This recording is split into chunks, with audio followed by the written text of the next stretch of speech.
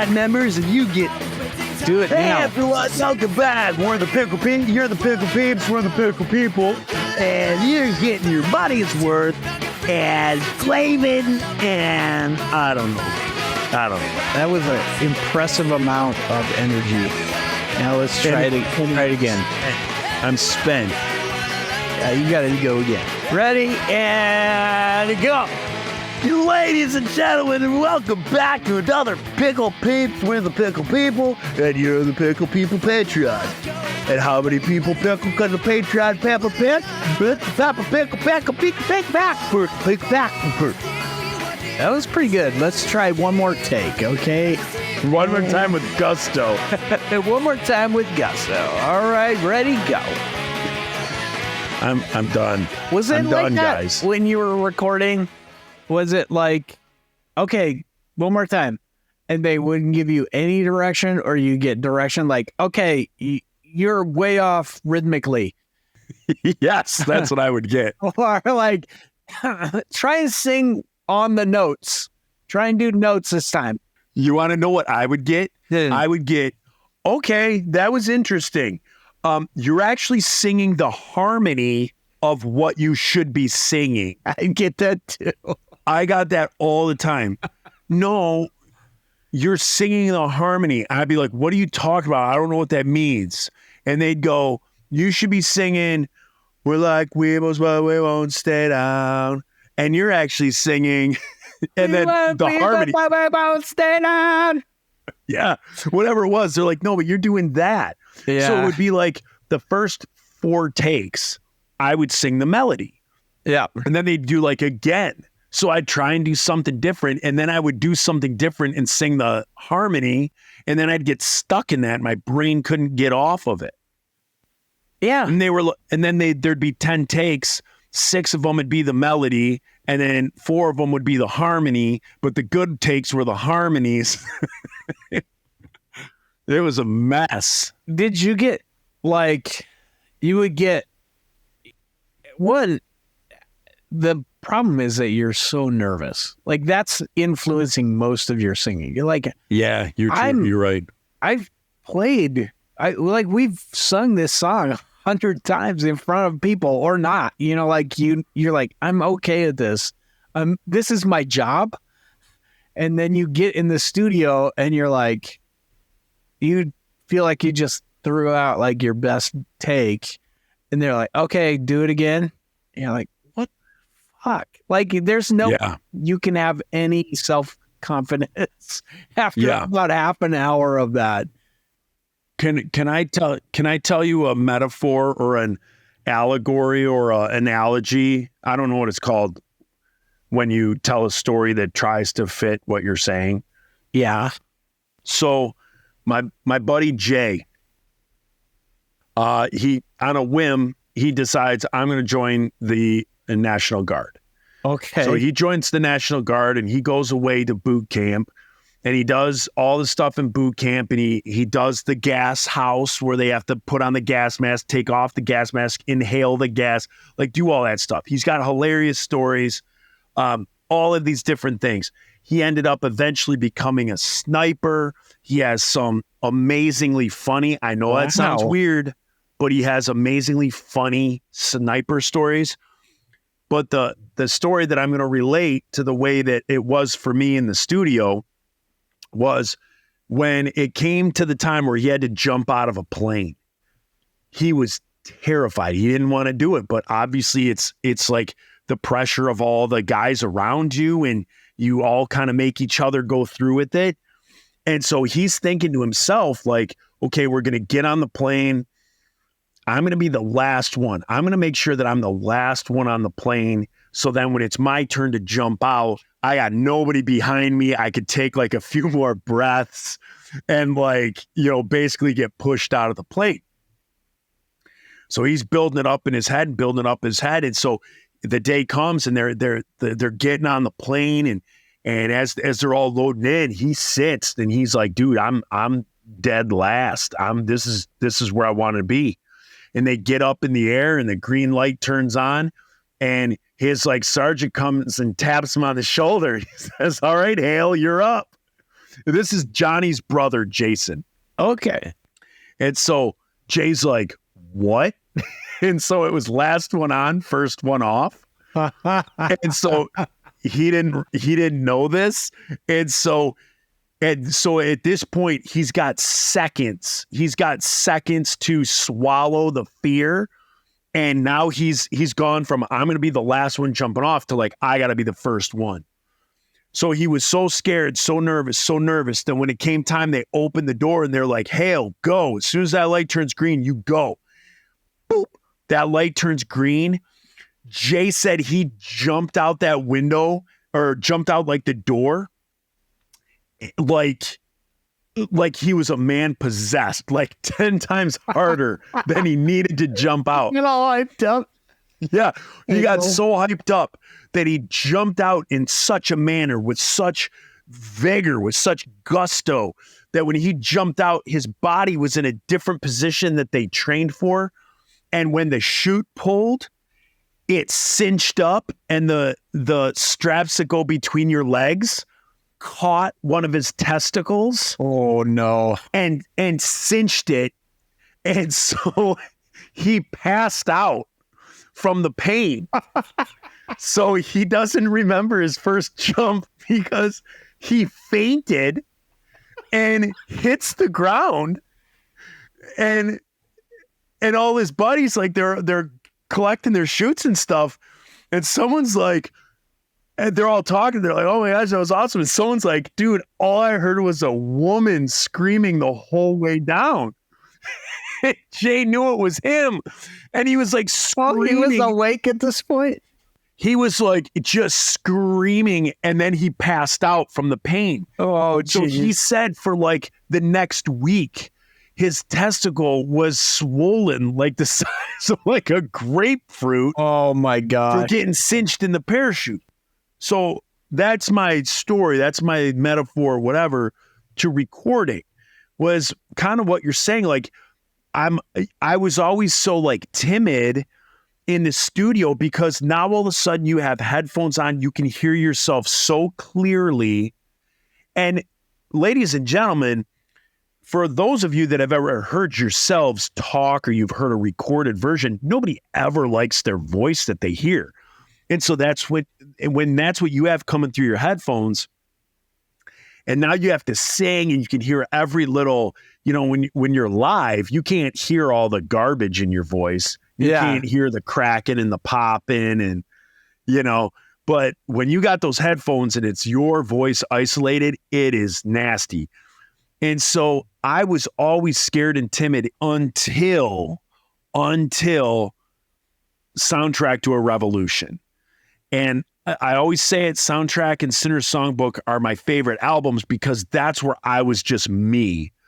And I wasn't scared anymore. I just wanted to go in there and just growl and like scream and like do the vocals that I knew the way that they needed to be done. Because in the studio, I was always timid because if I sang the way I wanted to sing, I knew it was going to end up the way every producer was like, why are you singing like that? Yeah. Like, open up your throat, sing from your diaphragm. And it's like, that's not how I do it, brother. So just hit record and don't try and give me like voice lessons last minute, you know? And so that's why I was always nervous to like do my own thing. And it wasn't until Soundtrack that I could do my own thing. Yeah. I think that's part of it is like a good producer will know your band and like know how to coax the best out of you. But like you should get a speech that like when you're in here, I'm going to say like, I'm going to get 7 takes or whatever. Even if you do it perfectly, I want to see if you can do better. And maybe I don't want the perfect one. Maybe I want something that's not so perfect. But like when you and I started tracking, did you track on tape your first album? It was tape. Yeah. I think ours was ADAT. Like, did you have ADAT on your second one or first one? Well, the green room always went on tape.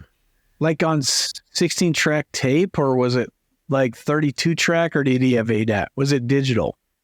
It wasn't digital. Okay. So he would click me in. So Yeah. Gene Eugene he'd sit there like, and then he'd pop and nail the like. He would like signal, this is when you're going in. There wasn't a click track going. No, we didn't do Serious? click tracks. What? We Are you didn't kidding? record. We didn't record with a click track until maybe Scallelujah 2. Are you kidding me? Yeah, dead serious. Listen to our albums. There ain't no shocker there. Okay. Yeah. Yeah, I think Scallelujah 2 is when we did the click track for the first time. Like, I think Saki listened to us and he's like, yeah, for sure. That singer needs a click track. And Andy, like, not that Andy isn't good rhythmically. He's like super dynamic. As soon as he gets into it, he'll speed up. He doesn't do it anymore. He's really good now. But Yeah. like back then, he would just be all over the place with rhythm. So Now, we had live, to do a click Do you track. guys use a click track live? We do now. And it's You a game do? changer. Yeah, it's a game changer. For me, it's a game changer. I have the worst rhythm. We've talked about this, but like for me, if I can't hear anything, but just I hear this, I can know where we are in the song. Yikes. See, I couldn't. That would drive me nuts. Because like when it's so loud on stage, especially when you're out in the front, like you get in this pocket where you can't hear anything but the snare. It's just like noise and you can just hear the snare kicking through. But like in punk and ska, that's on the upbeat. So if that's all you're hearing, like I would automatically just start going off that. I would hear the cut, like kick. Yeah. And so I'd be like, I walked into the room and she Sure. was right there waiting. and then I just started going on that. That's when you started playing there. That is what happened. Yeah. So, what song are you enlightening us with? I'm enlightening you with the song Everywhere I Go, which is Everywhere I go, everywhere I go, everywhere I go, you are the light that I see. you got it. That one? That's it. That's so fun. I like to sing it so then people don't have to hit stop and then play it. Because they're like, wonder what that is. Yeah, because then they hear me sing it and they're like, oh, that's the awesome song. Yeah.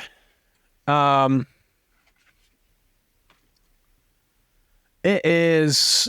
So it was a holdover from Exhumator. Somehow I was able to talk everybody in Exhumator, or maybe it was Micah's idea, to cover Everywhere I Go by Amy Grant and Michael W. Smith off of Amy Grant's album Unguarded. Yeah. Which, like, I just want to say it's so awesome. So in Exhumator, we covered this, and then when we started Five Iron, we're like, this will work. It's still punk, and it did. It was rad, and then we just added horns in, and then it had like that on the bridge. It breaks down, and it says more reggae, which is truly what it is. It's kind of our white people reggae song. But here's what I love about it. These are the things. The first Christian album I ever got, my mom got us Amy Grant Unguarded, my sister and I. She had just gotten saved, and it was so, she gave it to us. She was like, there's also good Christian music, so check this out. And it actually is. It was recorded in Nederland, Colorado, which is also cool. Little Nettie Nedlander. Yeah. No, What's that? Three Amigos? Little Yeah. Nettie Nedlander? I don't know. That was Martin Short. Yes. There's this town that's like, I don't know, it's like 30 miles west of Boulder. It's this really cool town. And the manager of Chicago started a studio there. And freaking Jason Zymet, the guy that does our vinyl, is making a documentary about it. It's called Caribou Studios. Oh, It's fucking epic. Like, Chicago recorded half of their catalog there. Michael Jackson recorded there. Like, Michael Jackson recorded there with John Lennon. hey. It's insane. Supertramp, Elton John, like there's so much. It's so much of like Colorado music history. But the last album they recorded was Amy Grant Unguarded, and then because they were all using tape, this dude was smoking. Tape caught on fire, burned down the barn that they recorded in, and it was like very special, this barn that they recorded in, because it had this natural reverb. So that is very special to me, this song, because of that, and because my mom gave it to me. And one of my last Christmas presents from my mom was Amy Grant Unguarded on vinyl. Oh, that's awesome. Yeah. That's awesome. Yeah. And I'm guessing that was original vinyl? No, or did they reissue it? They reissued it. It's so cool. It's got like 4 different covers. Oh, that's awesome. I haven't opened it yet. Like, I'm not there yet, but Yeah. so cool. Yeah, that is. So for Flat Iron, probably the guys in the band are just like, why do we have to keep playing this? But I love it. Well, yeah, all they have to do is hear that, and then there should not be any question. Like when someone has that much of a passion, be like, no, we're doing this one, and they have a reason like you do, then you don't think twice. You do it because that's who you're going to war with, is the people around you. Yeah. No, that's awesome, man. I love that song. That's a great song. It's a good album. Like, I want to point out, it's still one of my top 10 favorite albums. It's so good. It's so well made. But that song for sure. And Amy Grant is so cool. Yeah. Like, you remember when me and my buddy Chris met her. Yeah. Like, she played not too far from here, and we went. I told her the fart story, and she loved it. And she chatted with us. We talked about, and like, she was just so cool. And she was doing it with everyone. So I'm not telling this story like, oh, I was different from anybody else in that room. Everybody had their story and why they were there at this meet and creep. Yeah. And she listened to everyone and made everyone feel like at ease. And it just so happened that, you know, my few minutes with her is, you know, I'm like, hey, I'm a Dove Award winner and I was in an elevator with you, you know? So my story was different, but everybody's story was different. She was great, man. I thought she was so cool. So I can't say that like I'm huge on her music. There's a few songs that I love of Amy Grant's, but I don't know if I've ever listened to an entire CD or like an album of hers, but I will. I will listen to that one. Okay. Also, Lead Me On, the one that was after that. Okay. It's better. Oh. What's the one that has thy word is a lamp unto my feet and a light unto my path. Straight Ahead? I'm not sure. Straight Edge. That's when she went straight edge. She went through a straight edge phase. Yeah. That's it. We used to play with this ska band from Windsor, Ontario, and they were called Fun with Fat Kids, PHAT. Yeah. We did play with those guys too. Yeah, so Fun with Fat Kids, they did a ska cover of Thy Word, and I loved it. I loved their version. I'm looking. It doesn't say what videos, what album's on. What album?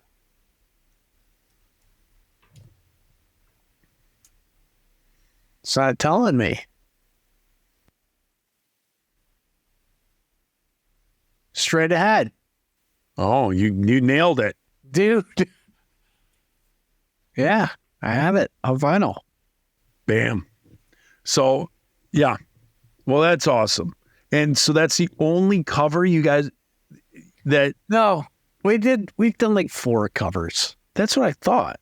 Yeah, we did that. That was the first cover. First one, we did It's Not Unusual by Tom Jones.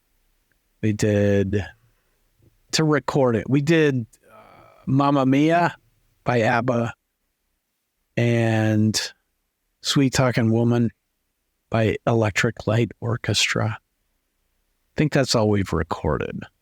We've done some other stuff live, but I also love your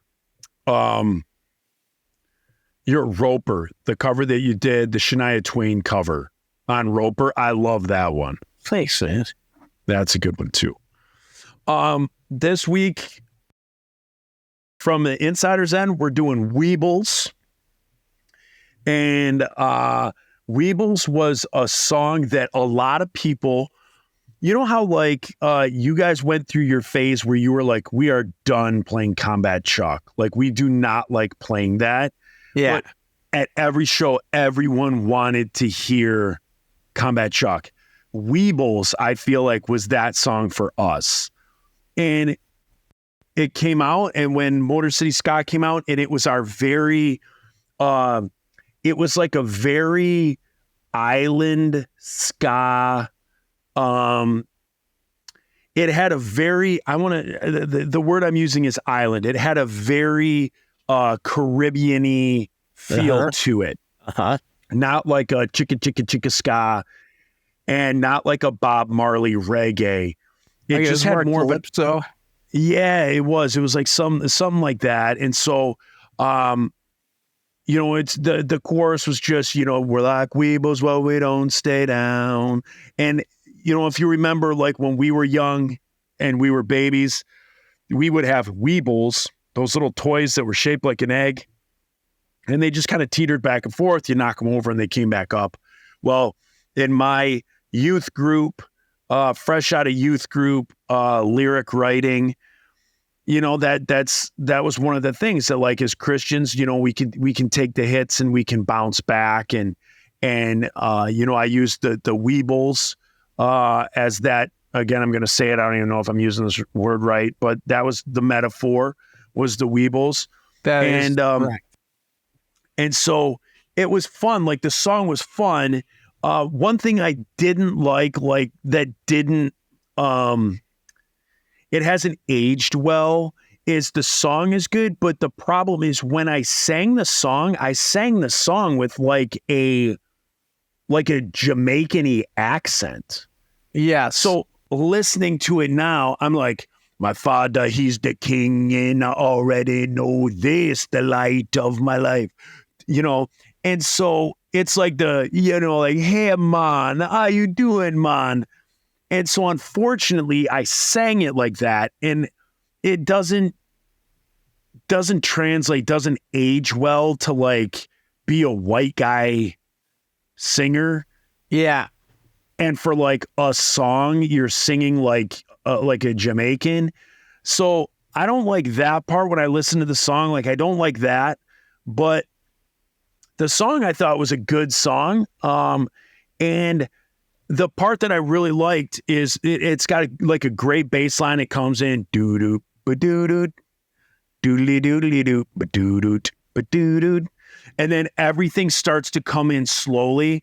We have great horns that all of a sudden come in. Ba ba ba ba da ba ba ba ba da ya da da da da. And then it comes in. Then I start singing and screw the whole song up with my voice. But then at the end, which is something we did often in those early on Insider songs, because we had Mike Rowland, who kind of had this higher voice, and he would do a lot of the background stuff and be like a good like background vocalist in our early stuff. And what we did is, you'll hear it in a few Insider songs, But we did the we're like Weebles, but we won't stay down. You better listen up good. We ain't fooling around. We're like Weebles, but we won't stay down. And then once I'm singing that, then Mike would come in. We're like Weebles. And then Nate would be in the background doing something else. And then it's kind of like this gang vocal a cappella-y thing that I always thought was really cool. And it was really fun to play. But then we kind of grew up. And as you start growing up and you write the next album, it was like, all right, well, let's knock Weebles off of there, off the set list. But then people would be like, Weebles. Even at Furnace Fest, people are like, Weebles, play Weebles. And it was just always one of those songs where I'm like, no, we're done. We're over that. It was like our Combat Chuck. Yeah. And so it was like, no, we're done. We don't want to play it. And so it was always requested by people. People, I believe, always liked it, but I just didn't like doing it. I don't know if the other guys did. Todd, when we had our percussionist, Todd, that was really a showcase for him. Because Nate, there were times where Nate, it was almost like him, just on the hi-hat and the kick drum. Yeah. And then Todd was doing bongos and timpanis, and he could just kind of go nuts because it was a playground for him to just be able to go bananas in the background. And it was cool. So I did like this song live when you guys did it. Yeah. It was rad. Yeah, it was fun at the beginning, and then we outgrew it. But yeah, so it was fun. So the adopting of a Jamaican language or Jamaican accent thing, I just point out that it was the 90s, everybody, and that was acceptable for white people to do. It was, I realize it's like cultural appropriation, but so is white people playing ska. Yeah. I feel like in the 90s you could do it because you're like, this is the roots. Like I want to be in this. Like I want to honor this. We did it too. I'd be, gosh, what is it?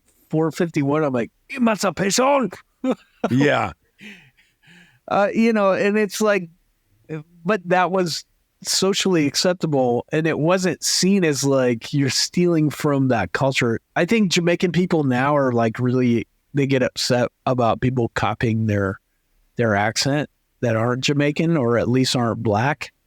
Yeah, I mean, I obviously I can't speak to anything nowadays, and just like you said, it like when I think about like singing music, like if I think Sex Pistols and I write a song, or I wrote a song that was very like Sex Pistol-y in my head, like a very punk, and that's what I'm thinking. It's like your voice lends to like almost like a British accent while you're singing. Same thing with country music. Like try and sing a country music without putting a little twang in your voice. Like I can go from suburb guy to like, maybe I'll be fast as you, and then you depending on what you sing, you just kind of like lend yourself to the idea of what genre you're singing. Yeah. And I don't think there's anything racist about it. There was obviously nothing racist in my heart. No. If anything, you're paying homage and trying to take this amazing music that changed my life and just trying to love it and share it with other people. Unfortunately, listening to it now, I think that's corny. Like I think it's corny to sing that way. But again, just like I said, like today, if I were to sing a country song, I'm putting twang on my voice. If I'm singing, Australians do it. I mean, like other countries, it's just like, I think now it's considered okay if you're the same color as the person, which is, to me, that's just nonsense. Right. Like, I agree with you. Yeah. Either you have to be like okay with everybody doing it or nobody. Right. It's just like that obviously is the person doing it like, what is their intent? You know, is it to honor you? Is it because they think what you're doing is cool? Does it now definitely like with Jamaicans, there's a history of like colonialism and oppression and stuff, and they're railing against that. But like, is Snow oppressing you by singing Informer? No, Right. It's corny. It's kind of dumb, but like, I think he thought that's what was the coolest thing he could be. You know, in his way, he was trying his best to be cool, and that was you. And I think that also has to have some weight. Yeah. I do too. Like I think I sounded corny because it was a 18-year-old trying to sound Jamaican. That's why it's corny. If I 18-year-old white, like giant white boy from Royal Michigan. Yeah, with a 3-foot long neck, a 2-foot long nose, and each foot was about 18 inches long. I looked like a stork because I hadn't grown into my body yet. Yeah. All my appendages were just huge, and I hadn't like grown into it. And so, you know, but other than that, like I enjoy the song, like going back and like listening to it now, like I enjoy the song. I think it's fun. Did we play it at Furnace Fest? No, you know, but it's fun to have in the catalog, and I don't know why it was put. Mania 3, bring it back. Yeah. Mania 3. Dude, I had a dream last night. This is all I remember was that it was Ska Mania 2. Great. Okay. Like it was Ska Mania 2. It was all 3 of our bands.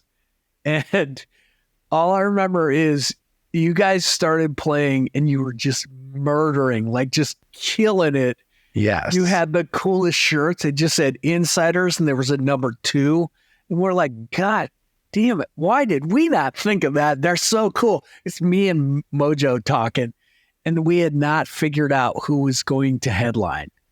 Like, it was like, shit, this is weird. That sounds like Ska Mania 1. I know. Like, no, Ska Mania 1, you're like, obviously the Insiders are, you know, like, you guys, shit, how am I going to talk about this? Sales-wise, our people were like Supertones, 5 Iron Insiders. So that decided it. Yeah, I don't get my feelings hurt. I know where we stand. Yeah, but in my dream, I was just like, it was me and Mojo just watching you guys, and we're like, oh my gosh, how do we go on after this? But we hadn't figured out who was going to headline. So that's why there's no Ska Mania 2, people. Yeah. Because we'll never know. Never know, people. And with that, we're going to leave that on a little cliffhanger. You'll have to find out more next week. About Ska Mania 2 or about 3, Ska Mania 2. I would like to call it. Yep. So, ladies and gents, thank you again. I have not forgotten about you. I am trying to figure out how to get all of you, and I want to talk to you guys about this. I'm trying to figure out how to get you guys videos for Christmas. So if you're a patronizer, I'm trying to figure out if we send out an email and you give me your phone number, or if we do Facebook or Instagram, some way that I can send you a Christmas video that I want to send each and every one of you a personalized video. I think if everybody says that they want one, I think we have 138 that I have to do. So I can rip those off in a day, probably. We can't. The what? Huh? I'll do half of them. Yeah, right. I will. I'll do it, Joe. All right. Well, now you just got everybody bummed, because now if they get one from me, they're going to be like, oh, man, I wanted I don't think so. I don't think it's that way anymore. I think everybody wants to hear Joe. I think 1,000%. I could float off this. This could be Mojo tomorrow. It could be you and a rock, and people would still tune in, and they'd be like, "What was that last guy's name?" So, I think if we're sending out videos, well, now I got to apologize to everybody. Sorry, guys, if you get one of mine, but Reese is going to try and do half, which means he's going to do 10, and you're not going to get it till around Valentine's Day. And then the others I'll take care of. So, tomorrow I have the day off. Tomorrow is Wednesday. I have Wednesday and Thursday off. Ladies and gents, Thursday I'm going to work on this with Daniel Rock and try and come to something. You might not have your thing by Christmas. It might be between Christmas and New Year's. We're going to try and figure out how I can do this, and I'm going to get the list of patronizers and try and do what I can to get you guys videos and try and get Reese to get you guys videos. That's that. Love you guys. Talk to you later. Cheers.